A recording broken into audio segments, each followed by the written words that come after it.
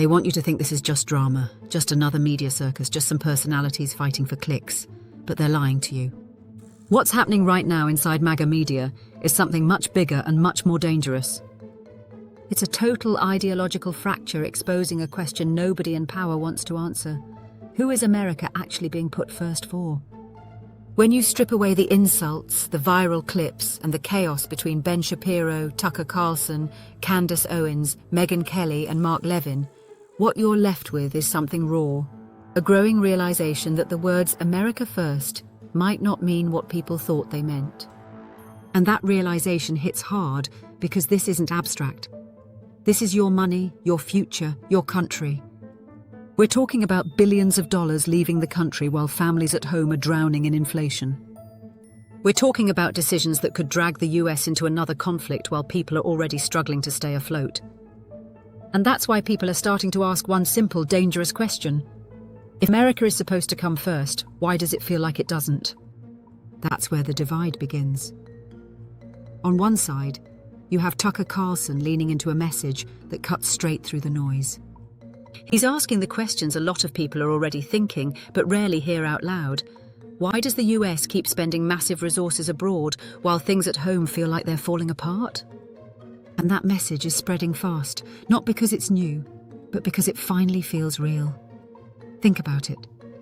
If the country is struggling, why are we always looking outward? Why does it feel like there's always money available for foreign priorities, but constant limits when it comes to issues here at home?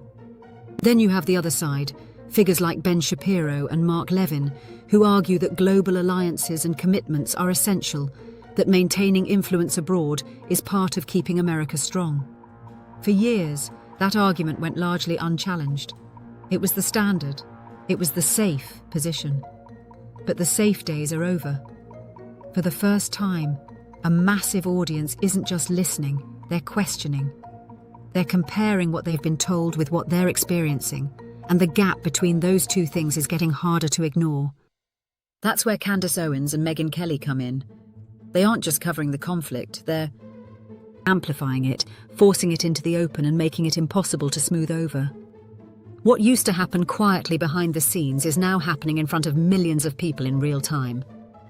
And here's the part that changes everything. Nobody controls the message anymore.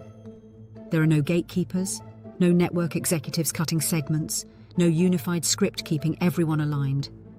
This is raw, direct, and unfiltered. Every contradiction is visible, every inconsistency gets noticed, and once people notice something doesn't add up, they don't forget. That's why this moment is spreading, because it taps into something deeper than politics. It taps into a feeling a lot of people already have, a sense that the priorities don't match reality, that decisions are being made but not always in a way that reflects what people are actually going through. And once that feeling sets in, it doesn't stay contained. It spreads, reaching people who don't normally follow politics and turning into a bigger question. Who is the system actually working for? Because at its core, this isn't about left versus right. It's about something simpler. Who comes first?